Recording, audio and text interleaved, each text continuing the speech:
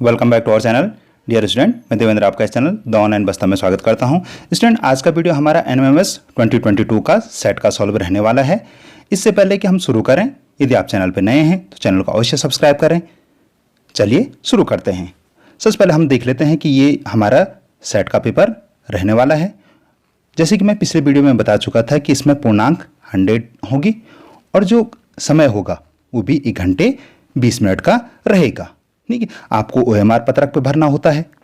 ठीक है, तो चलिए शुरू करते हैं। चलिए पहला प्रश्न देख लेते हैं। क्वेश्चन नंबर 1, हिरण्यगर्भ था एक प्रशासनिक इकाई, अनुष्ठान, युद्ध नीति या स्तुति।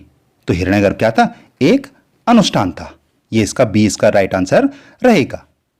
क्वेश्चन नंबर 2 देख लेते हैं। निम्न में से कौन सा राजवंश त्रिपक्षीय संघर्ष का भाग नहीं था? यानी किस राजवंश ने जो त्रिपक्षीय संघर्ष हुआ था उसमें हिस्सा नहीं लिया था? गुर्जर प्रतिहार, राष्ट्रकूट, पाल या चोल। तो बी का जो राइट आंसर रहने वाला है वो है डी, चोल। चोल इसका सही आंसर रहेगा। क्वेश्चन नंबर 3 देख लेते हैं। क्वेश्चन नंबर 3, अपने प्रारंभिक दिनों में चोल किस शक्ति के अधीनस्थ थे? यानी जो उनके आरंभिक दिन थे उसमें चोल की शक्ति के अधीन रहे थे? पल्लव, पांड्य, चेर, काकतीय। तो 3 का जो राइट आंसर होने वाला है वो होगा ए, पल्लव। शुरुआती दिनों में वो पल्लवों के अंडर में रहे थे। आरंभिक दिनों में पल्लव के शासन को उन्होंने स्वीकार किया था। क्वेश्चन नंबर 4, नगरम थे ऐसे नगर जो चोल प्रशासन के प्रत्यक्ष नियंत्रण में थे? व्यापारियों के संघ, बंदरगाह नगर या प्रशासनिक इकाई। तो 4 का जो राइट आंसर रहने वाला है, नगरम क्या थे? बी, व्यापारियों के संघ, एसोसिएशन ऑफ ट्रेडर्स। तो इसका बी राइट आंसर रहेगा। क्वेश्चन नंबर 5 देख लेते हैं। ये मिलान वाला है, इसको हम देख लेते हैं। स्तंभ ए का स्तंभ बी से मिलाइए और सही विकल्प चुनिए। गुर्जर प्रतिहार, राष्ट्रकूट, पाल, चोल, पश्चिमी दक्कन, बंगाल, गुजरात, राजस्थान, तमिलनाडु। तो 5 का जो राइट आंसर रहने वाला है वो है बी, यानी ए का थर्ड होना है। गुजर प्रतिहारों का इसमें गुजरात और राजस्थान आएगा। ठीक है, बी का ए राष्ट्रकूट पश्चिमी दक्कन में, पाल आएगा बंगाल में और चोल डी तमिलनाडु में। ठीक है, तो ये इस प्रकार से इसका ये सही मैच ये रहेगा। ठीक है, तो इसका बी राइट आंसर रहने वाला है।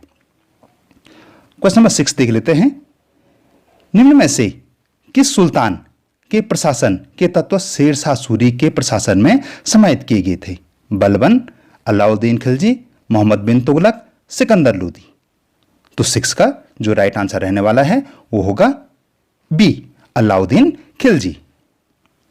क्वेश्चन नंबर 7 देख लेते हैं। मैं साफ कर लेता हूं। क्वेश्चन नंबर 7, मनसबदारी व्यवस्था के संबंध में निम्न में से कथनों और विचारों के असत्य कथन छांटिए। आपको असत्य छांटना है। ठीक है, इनमें से ये 4 दे रखे हैं, इनमें से 3 तो सत्य होंगे। ठीक है, और 1 असत्य होगा। तो आपको जो असत्य वाला है वो छांटना है। तो देख लेते हैं। ए है, मनसब का अर्थ सरकारी हैसियत अथवा पद था। बी, यह पद वेतन, ये सही है। यह पद वेतन एवं सैन्य उत्तरदायित्व निर्धारण हेतु श्रेणी व्यवस्था थी, ये भी ठीक है। सी, पद और वेतन का निर्धारण सवार की संख्या पर निर्भर था। डी देख लेते हैं। मनसबदार अपना वेतन राजस्व एकत्रित करने वाली भूमि के रूप में पाते थे जो जागीर कहलाती थी, ये भी सही है। यानी जो राइट आंसर होगा वो होगा सी। तो 7 का सी ये वहां का राइट, यानी ये असत्य कथन है। ठीक है, तो आपको ओएमआर में इसको गोला करना है। क्वेश्चन नंबर 7 देख लेते हैं। क्वेश्चन नंबर 7 है, प्लासी की लड़ाई में नवाब सिराजुद्दौला की हार का मुख्य कारण था? मीर जाफर की टुकड़ियों का लड़ाई में भाग न लेना, ये इसका राइट आंसर होगा। ठीक है, आप अगर प्लासी का तृतीय युद्ध पढ़ेंगे तो उसमें देखेंगे आप कि जो मीर जाफर की जो टुकड़ियां थी वो उन्होंने इसमें हिस्सा नहीं लिया था। ठीक है, क्वेश्चन नंबर 9 देख लेते हैं। निम्नलिखित कथनों पर विचार कर सही कथन चुनिए। सर्वोच्चता की नीति लॉर्ड हॉस्टिंग्स द्वारा शुरू की गई थी, ये सही है। सहायक संधि व्यवस्था की शुरुआत वारेन हॉस्टिंग्स द्वारा की गई, ये गलत है। विलय नीति लॉर्ड बेनलजी द्वारा तैयार की गई, ये भी ठीक नहीं है। कंपनी ने सालबाई की संधि मैसूर के साथ की थी, ये भी। तो इसका जो राइट आंसर होगा वो होगा A is right answer. Question number 10 देख लेते हैं। किस वर्ष ईस्ट इंडिया कंपनी के सारे अधिकार ब्रिटिश साम्राज्य के हाथ में सौंप दिए गए ताकि भारतीय मामलों को ज्यादा बेहतर ढंग से संभाला जा सके? तो इसका जो राइट आंसर होगा वो 1858 होगा। आप जैसे आपने हिस्ट्री पढ़ी थी तो हिस्ट्री में आपने देखा कि 1857 की जो क्रांति हुई थी, ठीक है, उसके बाद ईस्ट इंडिया कंपनी से सारे अधिकार ले लिए, ब्रिटिश साम्राज्य ने सारे अधिकार, भारत के सारे अधिकार ले लिए और अब हम ईस्ट इंडिया कंपनी के अंडर गुलाम न रह के ब्रिटिश साम्राज्य के गुलाम हो गए थे, ठीक है। तो इसका जो राइट आंसर होगा 1858। चलिए नेक्स्ट क्वेश्चन देख लेते हैं। ये भी एक मिलान वाला है, ठीक है। इसमें देखते हैं स्तंभ 1 और स्तंभ 2 का मिलान कर सही विकल्प चुनिए।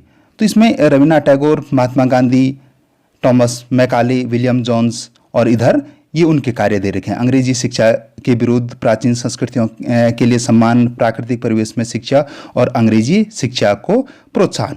तो इसमें मैकाले अंग्रेजी शिक्षा को प्रोत्साहन, महात्मा गांधी अंग्रेजी शिक्षा के विरुद्ध, रविन्द्रनाथ टैगोर प्राकृतिक, हाँ ये वाला होगा, प्राकृतिक परिवेश में शिक्षा, और विलियम जोन्स ये होंगे प्राचीन संस्कृतियों के लिए सम्मान, ठीक है। तो आपने देख लिया, ठीक है, ये आपने अच्छे से देख लिया। अब मैं इसका जो इसके विकल्प होंगे वो देख लेते हैं।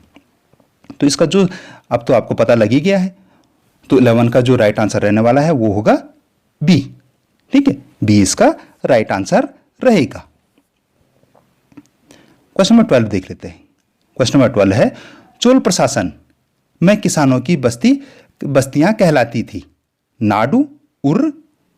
तो इसका जो राइट आंसर होगा वो होगा बी, उर। 12 का बी राइट आंसर होगा, ठीक है। क्वेश्चन नंबर 13 देख लेते हैं। मेहराव का विशुद्ध रूप वास्तुकला की किस शैली की विशेषता है? अनपस्तुड़ा, बेसर, चापाकार। तो सी राइट आंसर होगा, ठीक है। वो ऐसे बनाते थे ना, चापाकार, ठीक है।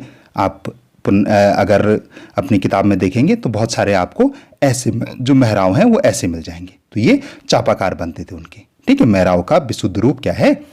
ये चापाकार थे। क्वेश्चन नंबर 14 देख लेते हैं। क्वेश्चन नंबर 14, हाँ, पल्लीचंदम था गैर ब्राह्मण किसानों की भूमि, ब्राह्मणों को उपहार में दी गई भूमि, मंदिरों को उपहार में दी गई भूमि, जैन संस्थाओं को दान में दी गई भूमि। इसका डी राइट आंसर होगा, ठीक है। ये डी इसका राइट आंसर था। क्वेश्चन नंबर 15 देख लेते हैं हम। मैं थोड़ा सा ठीक कर लेता हूं, हाँ। क्वेश्चन नंबर 15,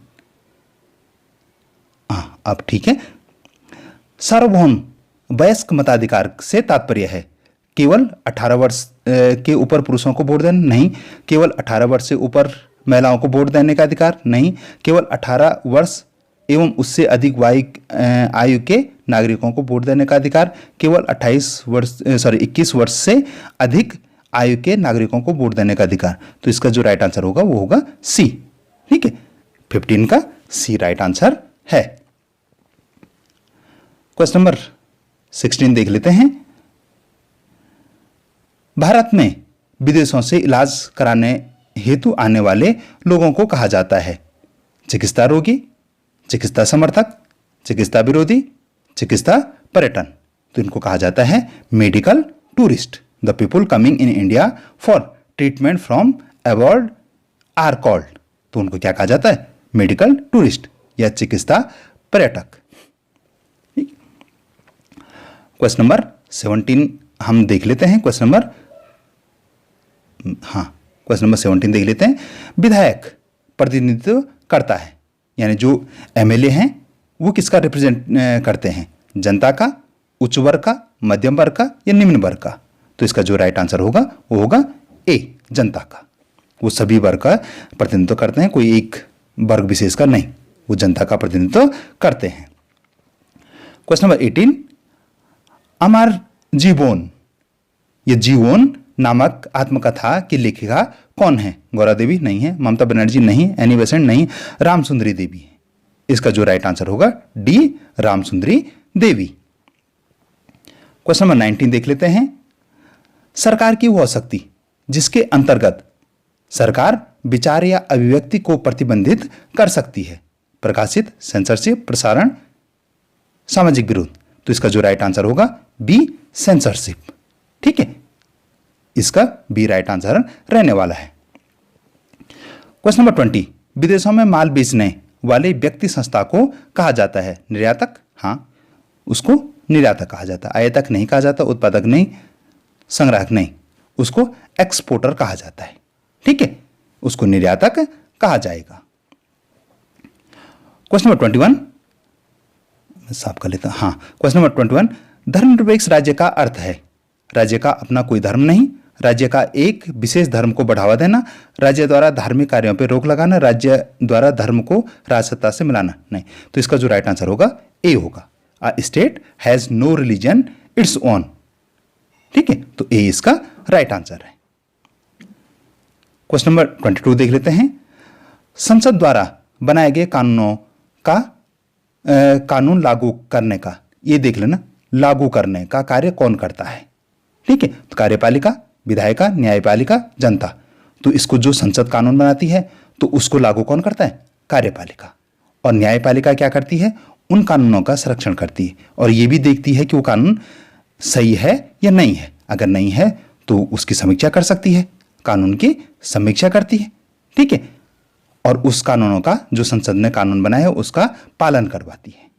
ठीक, तो इसमें कंफ्यूज नहीं होना, 22 का जो राइट आंसर होगा वो होगा ए। क्वेश्चन नंबर 23, किस कानून, हाँ, किस कानून के तहत ब्रिटिश सरकार बिना मुकदमा चलाए लोगों को कारावास में डाल सकती थी? Government of India act 99, government of India act 1999, royal act. हाँ, इसका जो राइट आंसर होगा 23 का जो राइट आंसर होगा वो होगा सी, रॉयल एक्ट। ठीक है, इसमें क्या थे? गवर्नमेंट बगैर ट्रायल के, ठीक है, गवर्नमेंट बगैर ट्रायल के क्या कर देती? जेल में डाल देती थी, इम्प्रिजन कर देती थी। ठीक है, तो इसका जो राइट आंसर होगा वो होगा सी। क्वेश्चन नंबर 24 देख लेते हैं। निम्न में से कौन सा कार्य न्यायपालिका का नहीं है? विवादों का निपटारा करना, कानून को बनाना, न्यायिक समीक्षा, कानून की रक्षा। तो इसमें इसको जैसे हमने अभी जिक्र किया था, तो न्यायपालिका का काम क्या है, काम क्या नहीं है? बी। ठीक है, कानून कौन बनाएगा? संसद। ठीक है, संसद कानून बनाएगी। ठीक है, कार्यपालिका लागू करेगी और विवादों का जो निपटारा करना, उसकी समीक्षा करना, कानून की रक्षा करना, यह न्यायपालिका का काम रहेगा। ठीक है, तो 24 का बी राइट आंसर होगा। डियर स्टूडेंट, अगर अभी तक भी आपने हमारे चैनल को, अगर आप नए हैं या आपने अभी तक भी हमारे चैनल को सब्सक्राइब नहीं किया, तो यहाँ पे सब्सक्राइब का बटन है, यहाँ पे सब्सक्राइब का नीचे सब्सक्राइब का बटन है, आप उसको प्रेस करके सब्सक्राइब कर सकते हैं। आप जानते हैं हम ऐसे महत्वपूर्ण वीडियो लाते रहते हैं जो कि परीक्षा की दृष्टि से या स्कॉलरशिप की दृष्टि से बहुत ही महत्वपूर्ण होते हैं। हम वैसे प्रश्न लाते रहते हैं, तो आप सब्सक्राइब करें जिससे कि आपको ऐसे महत्वपूर्ण वीडियो मिलते रहें। तो चलिए क्वेश्चन नंबर 25 देख लेते हैं। क्वेश्चन नंबर 25 है, कौंध नामक आदिवासी समुदाय का संबंध भारत के किस राज्य से है? गुजरात नहीं, उत्तराखंड नहीं, सी इसका जो राइट आंसर है सी, उड़ीसा या ओडिशा। ठीक है, कौंध नामक जो आदिवासी समुदाय है वो कहाँ है? उड़ीसा में है। क्वेश्चन नंबर 26 है, जब सत्ताधारी दल किसी एक पार्टी का न होकर कई पार्टियों से मिलकर बनता है तो उसे कहते हैं अल्पमत की सरकार नहीं, बहुमत नहीं, सैन्य सरकार नहीं। डी इसका जो राइट आंसर होगा डी, वो गठबंधन सरकार कहलाती है। क्वेश्चन नंबर 27, केंद्र और राज्य सरकारों के बीच विवादों का निपटारा किया जाता है सर्वोच्च न्यायालय में। बिल्कुल सही। ठीक है, सर्वोच्च न्यायालय में किया जाता है। नहीं, तो इसका जो 27 का जो राइट आंसर होगा ए, सुप्रीम कोर्ट। 28, निम्न में से कौन सा एक पर्यावरण का प्राकृतिक घटक है? भवन, परिवार, समुदाय, जल। ठीक है, वाटर क्या है? पर्यावरण का प्राकृतिक घटक है। बाकी भवन तो हमने बनाए हैं, परिवार और समुदाय भी हमने बनाए हैं। ठीक है, तो जो प्राकृतिक घटक है वो है इसमें वाटर, जल। क्वेश्चन नंबर 29 देख लेते हैं। हिमोड का निर्माण किया जाता है नदी द्वारा, समुद्री तरंग द्वारा, पवन द्वारा या हिमनद द्वारा? तो इसका जो राइट आंसर होगा डी, ग्लेशियर द्वारा।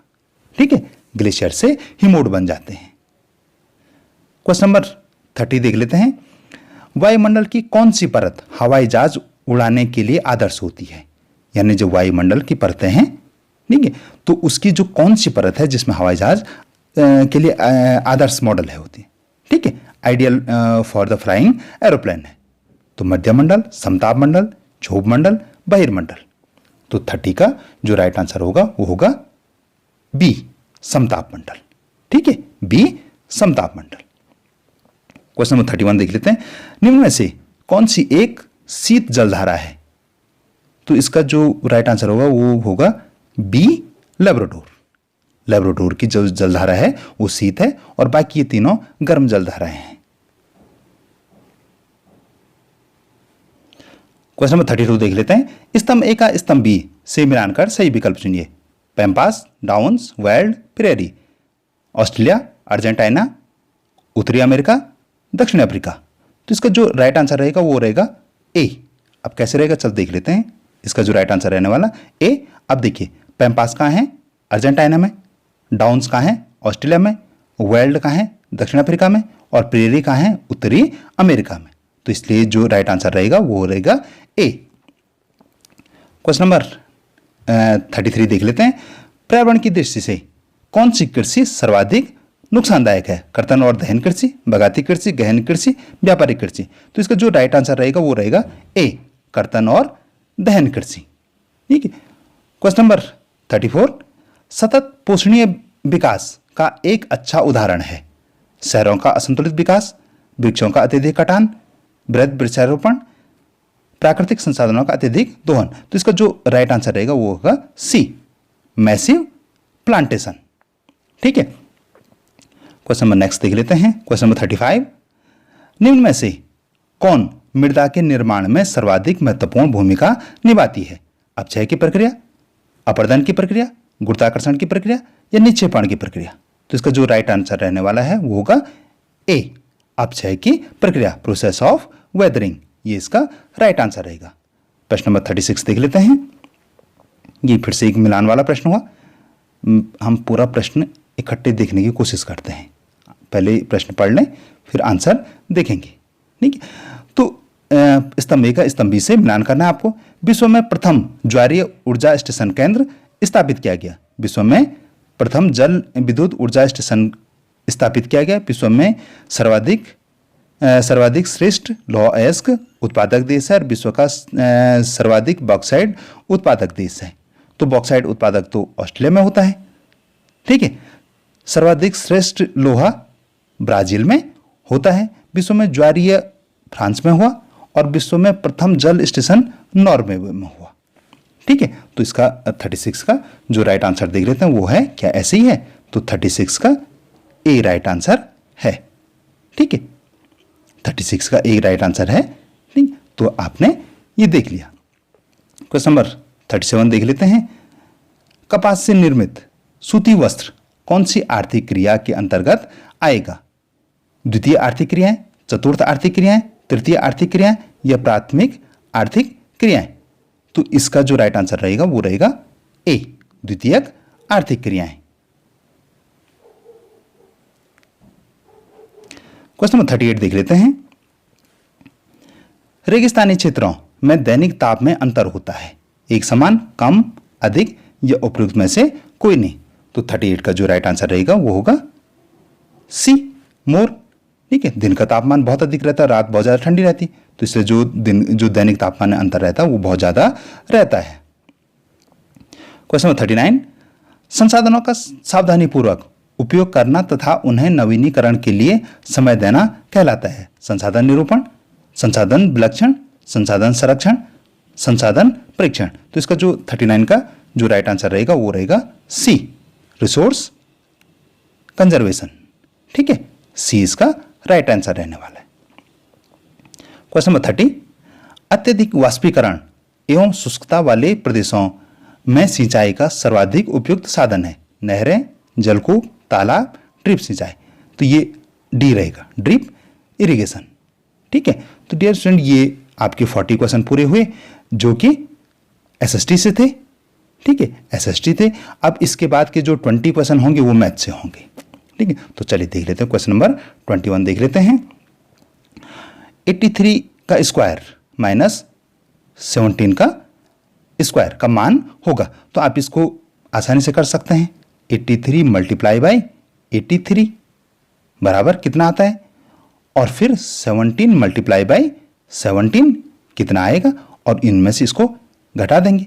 ठीक है, मैं यहां आपको आंसर बता देता हूं कि इसका जो राइट आंसर होगा वो होगा डी। ठीक है, डी इसका राइट आंसर होगा।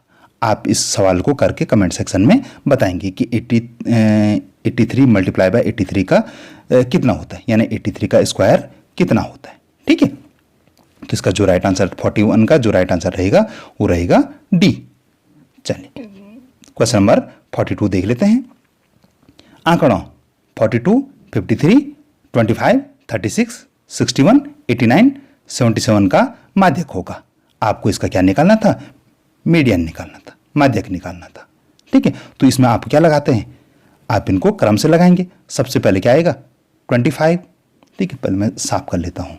अब देखिए, सबसे पहले लगेगा 25, फिर 36, फिर 42, फिर 53, 53 के बाद उससे बड़ा कौन सा है 61, फिर 77 और सबसे बड़ा 89। तो अब इसका माध्यक कौन है, 3 इधर और 3 इधर, तो 53 इसका क्या होगा, माध्यक होगा। तो इसका जो राइट आंसर रहने वाला था वो था डी। ठीक है, 42 का जो राइट आंसर डी था।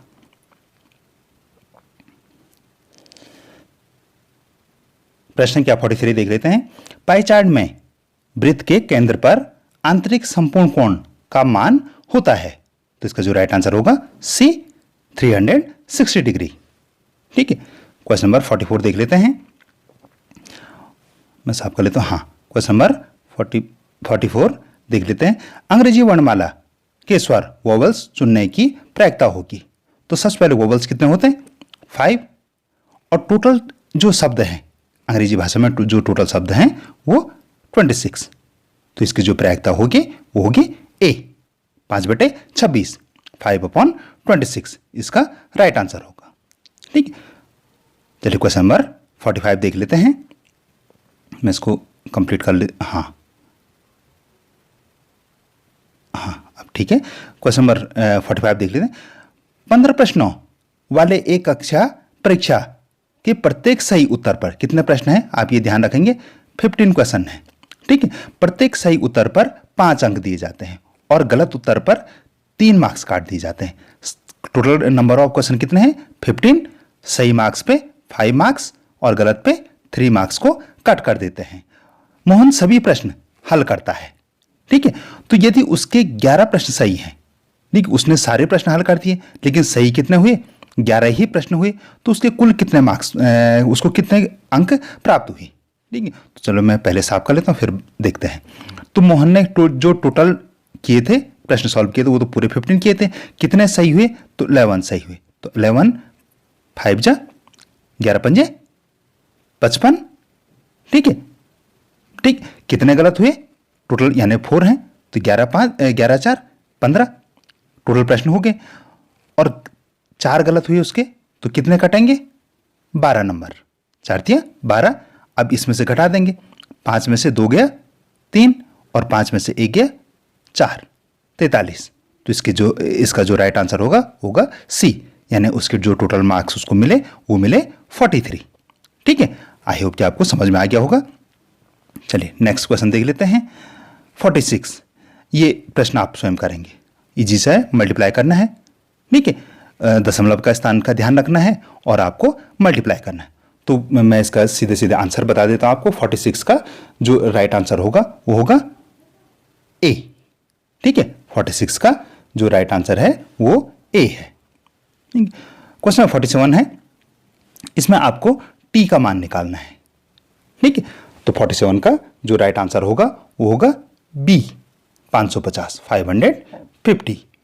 ठीक, क्वेश्चन नंबर 47, दो संख्याओं के अनुपात 7:5, 7:5 है। यदि उनका योग 144 है तो बड़ी संख्या होगी। तो आपको माना x करके आप ये निकाल सकते हैं।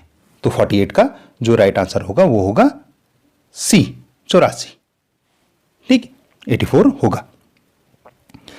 मानक व्यक्त परिमेय संख्या है the rational number return in the standard form is. तो इसका 49 का जो राइट आंसर रहने वाला है वो है ए। ठीक, इसका ए राइट आंसर रहने वाला है। नहीं, इसमें क्या है, जो हर है। ठीक है, जो हर है पहले मैं साफ कर लेता हूं। राइट आंसर तो ए होने वाला है। तो इसमें ये क्यों आया, तो इसमें जो हर है वो हमेशा क्या रहेगा, धनात्मक रहेगा। ठीक है, हर हमेशा धनात्मक रहेगा। तो इन दोनों का जो हर है वो क्या है, ऋणात्मक है। 5 भी ऋणात्मक है, 7 भी ऋणात्मक है। तो इसलिए ये नहीं होगा, ए इसका राइट आंसर होगा। आई होप कि आपको समझ में आ गया होगा। क्वेश्चन नंबर 50 है, 50 का जो राइट आंसर रहेगा वो रहेगा सी, 52। ठीक है, 50 का राइट आंसर 52। क्वेश्चन नंबर 51 देख लेते हैं। 10 मीटर तथा 15 किलोमीटर का अनुपात होगा। ठीक है, ये ध्यान रखिए, किलोमीटर था। ठीक है, मीटर नहीं था। अगर मीटर होता तो इसका जो रेशियो निकलता वो ए निकलता। ठीक है, लेकिन चूंकि किलोमीटर है तो इसका ए नहीं निकलेगा।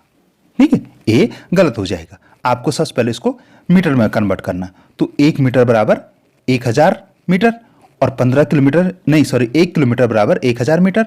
तो 15 किलोमीटर बराबर 15000 मीटर। ठीक है, मैं पहले साफ कर लेता हूं। 15 किलोमीटर बराबर हो जाएगा 15000 मीटर। ठीक है, अब रेशियो निकालना है।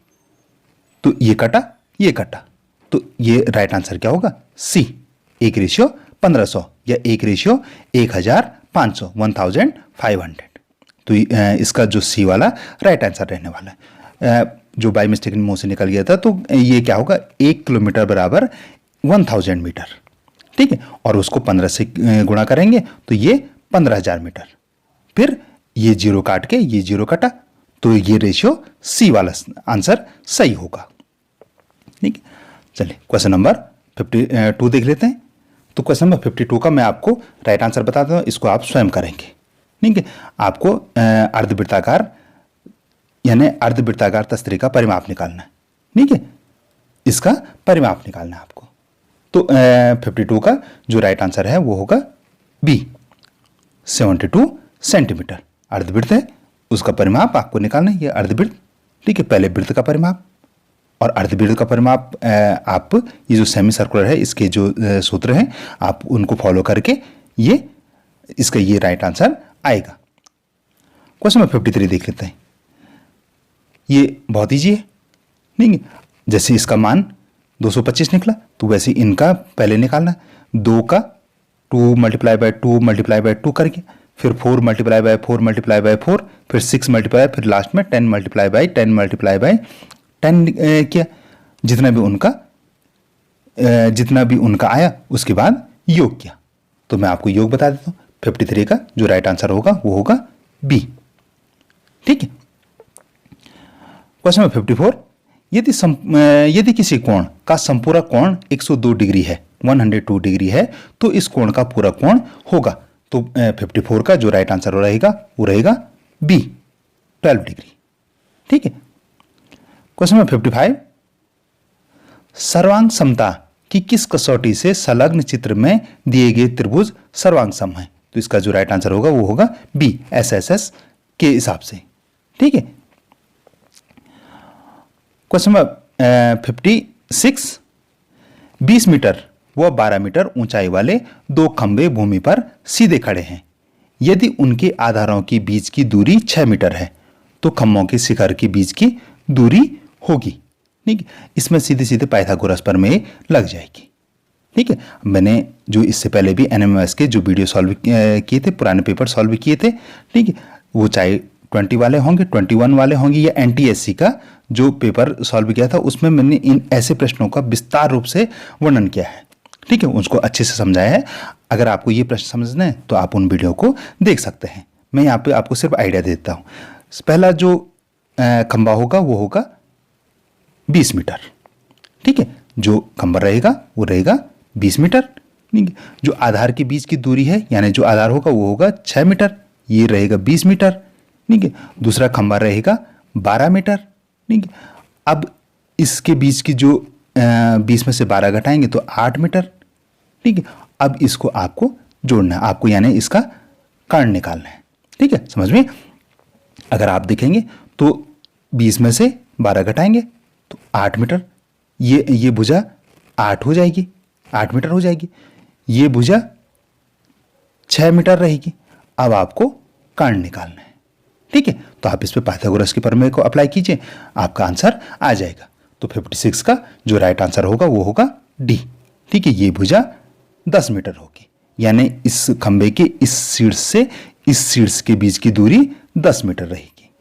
ठीक है, चलिए क्वेश्चन नंबर 57 देख लेते हैं। सबसे बड़ी संख्या जिसको 655 में से घटाने पर परिणामी संख्या एक पूर्ण वर्ग संख्या होगी। तो इसका 655 आप जानते हैं, आपने वर्ग याद किए होंगे, तो आप जानते हैं कि 25 का वर्ग क्या होता है? 25 का वर्ग 625 होता है। ठीक है, अब उसमें से कौन सी संख्या घटाएंगे? 655 में से 30 घटाएंगे तो ये संख्या आ जाएगी। ठीक है, तो इसका जो राइट आंसर होगा वो होगा डी। चलिए क्वेश्चन नंबर 57 देख लेते हैं। तीन संख्याएं 1:2:3 के अनुपात में हैं। यदि इन संख्याओं का गुणनफल 1296 है तो संख्याएं क्रमशः हैं। तो 58 का जो राइट आंसर रहेगा वो रहेगा डी, 6, 12 और 18। ठीक है, ये देख लीजिए अनुपात है। ठीक है, तो इसलिए ये 6, 12 और 18 रहेगा। क्वेश्चन नंबर 59 है। क्वेश्चन नंबर मैं पूरा देखा, हाँ ठीक है। क्वेश्चन नंबर 59, किसी भवन के फर्श समचतुर्भुज आकार की 4000 टाइलें 4000 टाइल्स, इनमें से प्रत्येक के विकर्ण है वो 40 सेंटीमीटर और 30 सेंटीमीटर लंबाई के हैं। 5 रुपये प्रति वर्ग मीटर की दर से इस फर्श को पॉलिश करने के का व्यय होगा। तो 59 का जो राइट आंसर रहेगा वो रहेगा बी, 1200 रुपये।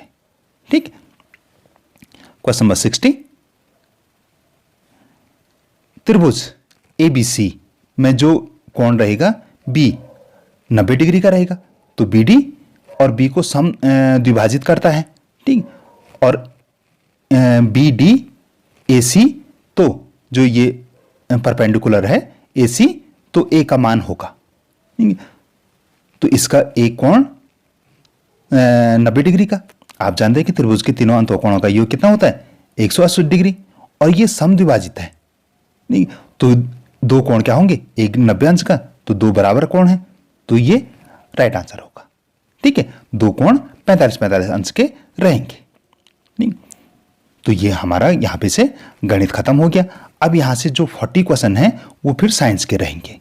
ठीक है, 40 SST के, 20 मैथ के और 40 साइंस के।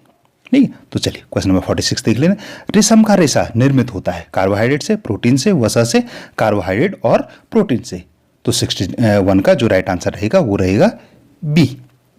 डियर स्टूडेंट, अगर आपको ये वीडियो पसंद आ रहा है तो आप अवश्य लाइक करें। ठीक है, यहाँ पे लाइक का बटन है, आप अवश्य उसको लाइक को प्रेस करते हैं। ठीक है, क्वेश्चन नंबर 62 देख लेते हैं। चींटी के डंक के प्रभाव को कैलामाइन विलयन मलकर कम किया जाता है, क्योंकि कैलामाइन विलयन में उपस्थित होता है ammonium hydroxide, potassium hydroxide, zinc carbonate, sodium hydrogen carbonate. तो 62 का जो राइट आंसर रहेगा वो रहेगा सी, जिंक कार्बोनेट। ठीक है, क्वेश्चन नंबर 63, पहेली और बूझो ने अपने शरीर का ताप मापा। दो हैं, पहेली और बूझो। उन्होंने अपने शरीर का ताप मापा। पहेली ने अपना ताप फ़ारेनहाइट में निकाला उसने, ठीक है, और बूझो ने सेल्सियस में रिकॉर्ड किया। तो इनमें से सत्य क्या है? ठीक है, आप जैसे जानते हैं कि दोनों का ताप क्या है, सामान्य है, ठीक है। 98.6 फ़ारेनहाइट और 37 सेल्सियस, ये दोनों क्या है, समान है, ठीक है, और दोनों का ताप क्या है, सामान्य है, ठीक। क्वेश्चन नंबर 64 देख लेते हैं।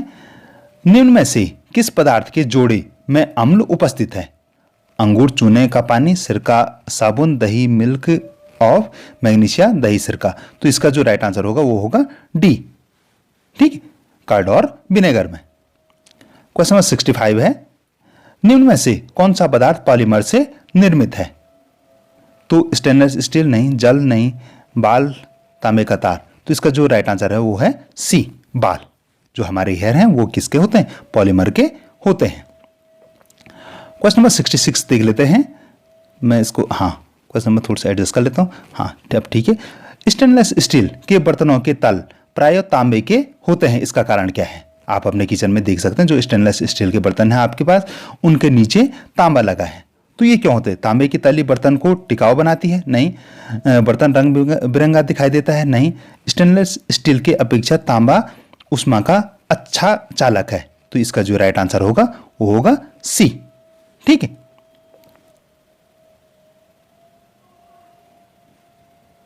Question number 67। अवायवीय जीवाणु जैविक अवशिष्ट पदार्थों को अपघटित कर जैव गैस, बायोगैस बनाते हैं। परिवर्तन अ। फिर जैव गैस बायोगैस ईंधन के रूप में जलाई जाती है। परिवर्तन ब। निम्नलिखित कथन इन परिवर्तनों से संबंधित सही कथन चुनिए। परिवर्तन अ रासायनिक परिवर्तन है, परिवर्तन ब रासायनिक परिवर्तन है, परिवर्तन अ और ब दोनों रासायनिक परिवर्तन है। इनमें से कोई परिवर्तन रासायनिक परिवर्तन। तो इसका जो 67 का जो राइट आंसर रहेगा वो रहेगा सी, ठीक है। दोनों क्या है? रासायनिक परिवर्तन है। क्वेश्चन नंबर 67 देख लेते हैं। क्वेश्चन नंबर 67 देख लेते हैं। निम्न का मिलान कीजिए और सही विकल्प चुनिए। Calcium carbohydrate, ammonium hydroxide, sodium hydroxide, magnesium hydroxide, milk of magnesia, साबुन, चूने का पानी, खिड़की के कांच साफ करने का मार्जर। तो इसका जो राइट आंसर होगा 67 का नहीं 60 क्वेश्चन नंबर 68 का जो राइट आंसर होगा वो होगा बी। इसका B is right answer. Question number 69 देख लेते हैं। निम्न का मिलान कीजिए तथा सही विकल्प का चयन कीजिए। एलपीजी, पैराफिन मोम, बिटुमिन, सीएनजी। सड़क का डामरीकरण, सड़क का डामरीकरण के लिए क्या होता है? बिटुमिन होता है। संपीड़ित प्राकृतिक गैस, ये सीएनजी हुआ, ठीक है। द्रवित पेट्रोलियम गैस, एलपीजी जो हमारे घरों में होती है, और पैराफिन मोम मोमबत्ती में होता है। तो 69 का जो राइट आंसर होगा वो होगा बी। इसका बी क्या होगा? राइट आंसर रहेगा, ठीक है।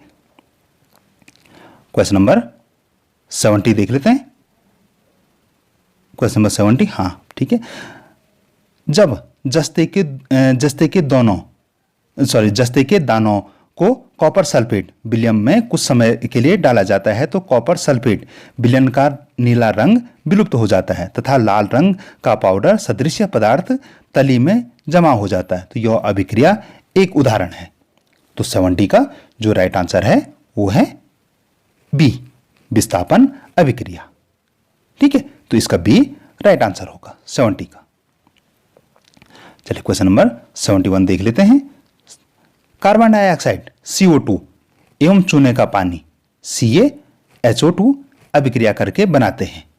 तो 71 का जो राइट आंसर रहेगा वो होगा बी, CaCO3 प्लस H2, ठीक है।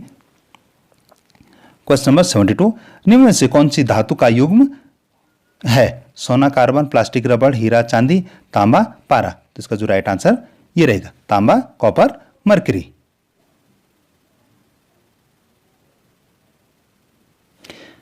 क्वेश्चन नंबर 73 देख लेते हैं। हमारे घरों में पाए जाने वाले प्लास्टिक के बर्तन गर्म करने पर आसानी से विरूपित हो जाते हैं या इन्हें मोड़ा जा सकता है। इस प्रकार का प्लास्टिक कहलाता है? Thermosetting plastics, thermoplastic, thermoelectric plastics और थर्मोस्टेबल प्लास्टिक। तो इसका जो राइट आंसर होगा वो रहेगा बी।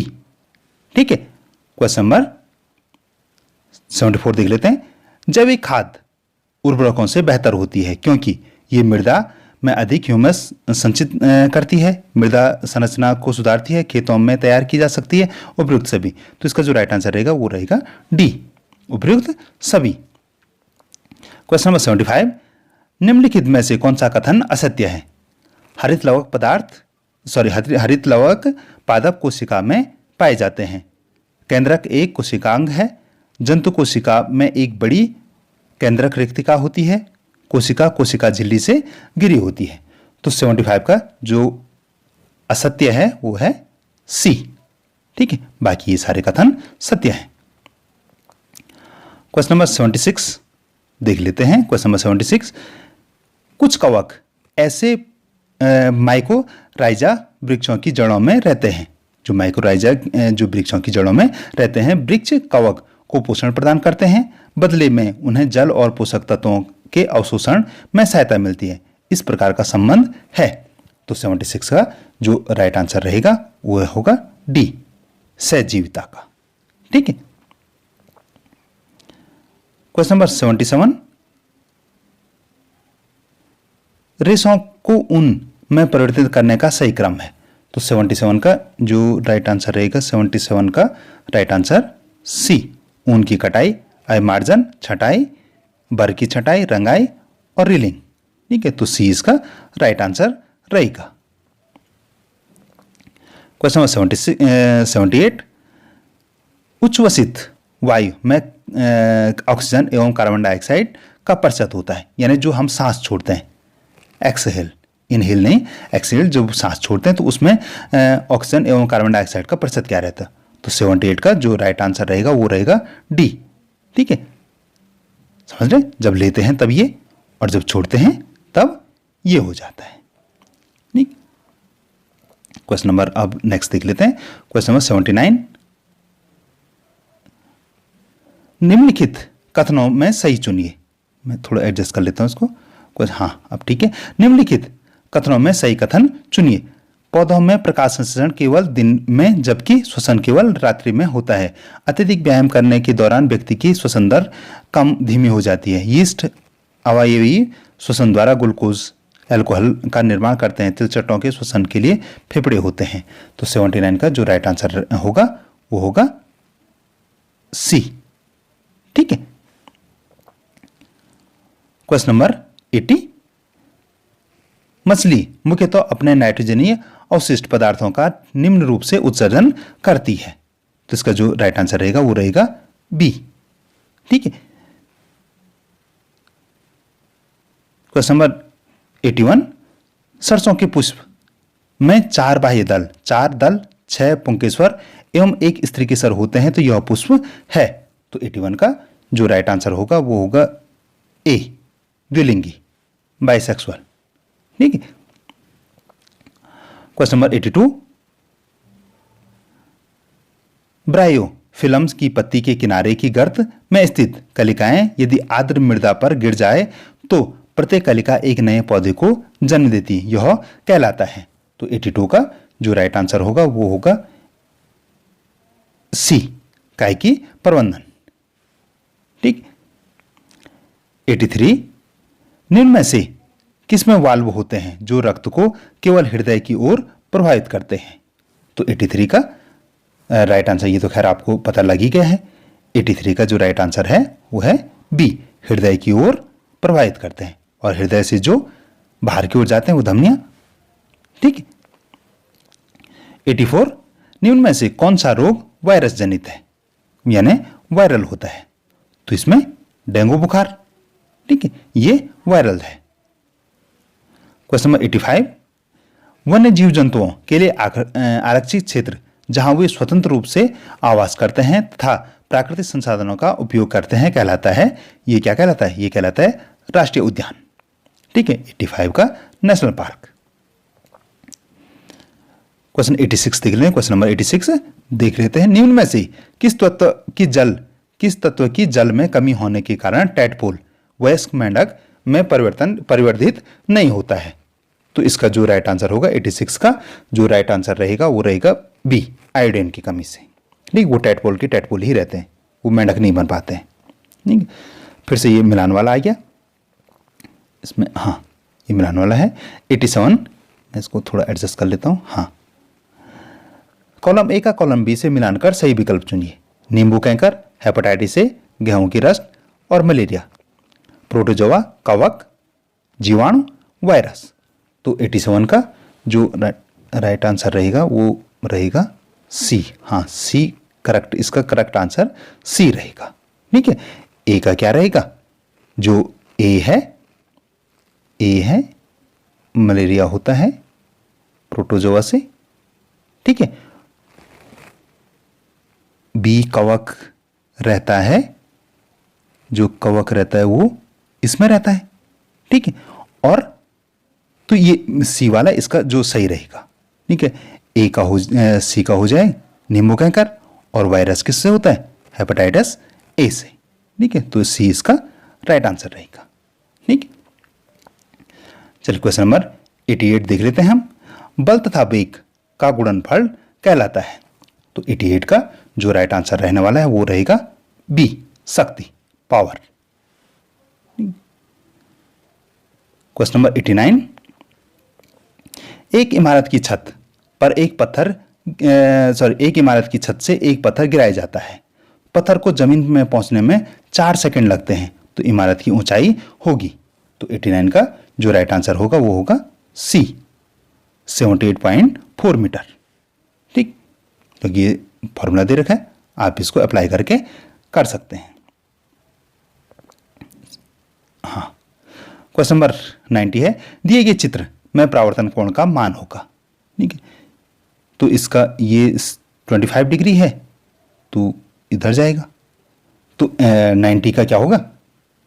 क्वेश्चन जो प्रश्न नंबर 90 का ये 25 डिग्री का, तो ये होगा 65 डिग्री का। ठीक है, ये कोण 65 डिग्री का होगा और ये बीच में 90 डिग्री। ठीक, क्वेश्चन नंबर 91। ध्वनि की प्रबलता निर्भर करती है आयाम पर, आवृत्ति पर, शोर पे, समयांतर पर। तो 91 का जो राइट आंसर रहेगा वो रहेगा ए। क्वेश्चन नंबर 92, इसको पहले मैं प्रश्न पढ़ लेते हैं। दिए गए चित्र पर प्रकाश बल्ब दिखता है, ये बल्ब दिख रहा है। बल्ब के निचले हिस्से पर एक प्रकार आकार दिया जाता है। बल्ब लाइट सॉकेट में सुरक्षित रूप से फिट हो जाए बल्ब के नीचे की मशीन को कहते हैं। इसको पहले देख लेते हैं किसके बारे में बात कर रहे हैं। तो वो इनके बारे में बात कर रहे हैं। ये जो इस मशीन को क्या कहते हैं? तो आप देखिए, इस पे हम इससे होल्डर पे लगाते हैं, तो इसको क्या कहेंगे? पैंच, स्क्रू। ठीक है, सी। Question number 93। उस युग्म का चयन कीजिए जो उसी प्रकार संबंधित है जैसे विद्युत धारा का संबंध एम्पियर से है। तो 93 का जो राइट आंसर रहेगा वो रहेगा सी, बल का न्यूटन से है। ठीक, क्वेश्चन नंबर 94। क्वेश्चन नंबर 94 को मैं पहले जरा एडजस्ट कर लेता हूं। हाँ, ठीक है। जब कॉपर सल्फेट विलयन में विद्युत धारा प्रवाहित की जाती है तो कॉपर सल्फेट, 94 का जो राइट आंसर रहेगा वो रहेगा 94 का राइट आंसर सी, कॉपर तथा सल्फेट वियोजित हो जाता है। ठीक है, तो इसका सी राइट आंसर रहेगा। क्वेश्चन नंबर 95 को भी एडजस्ट करना पड़ेगा। हाँ, नहीं, क्वेश्चन नंबर 95। निम्नलिखित में से कौन सा विकल्प सही है, सही नहीं है? तो 95 का जो राइट आंसर होगा वो होगा डी। ठीक है, बाकी सही है। ब्रेल पद्धति, दृष्टि पद्धति, हाँ, इसका जो डी राइट आंसर रहेगा। ठीक है, ये मैं आपको पूरा दिखा लेता हूँ, इसको जूम करके दिखा लेता हूँ। तो इसका जो डी है वो राइट आंसर है इसका। ठीक, क्वेश्चन नंबर 96। यदि किसी वस्तु पर दो बल्ब विपरीत दिशा में कार्य करते हैं तो इस पर लगने वाला कुल बल है। तो 96 का जो राइट आंसर रहने वाला है डी, दोनों बलों के अंतर के बराबर होगा। क्वेश्चन नंबर 97, एक विद्युत परिपथ में बैटरी है, 2 या 2 से अधिक संयोजी तारों का संयोजन, 2 या 2 से अधिक विद्युत बल्बों का संयोजन, 2 या 2 से अधिक सेलों का संयोजन, 2 या 2 से अधिक अवयवों या एलिमेंटों का संयोजन। तो 97 का राइट आंसर सी। ठीक। क्वेश्चन नंबर 98 देख लेते हैं। जब हम किसी तापक हीटर के सामने बैठते हैं तो हमें ऊष्मा प्राप्त होने का प्रक्रम है। तो ये तो पहले का ये विकिरण, जैसे हमको सूरज से भी जो ऊर्जा मिलती है वो भी किससे मिलती है? रेडिएशन से मिलती है। ठीक है, तो इसका जो राइट आंसर होगा ए, विकिरण से। क्वेश्चन नंबर 99, निम्न में से, क्वेश्चन नंबर 99 देख लेते हैं, निम्न में से कौन ऊष्मा का दुर्लभ चालक है? एल्युमिनियम, आयरन, कॉपर, जल। तो इसका जो राइट आंसर होगा डी, वाटर। ठीक है,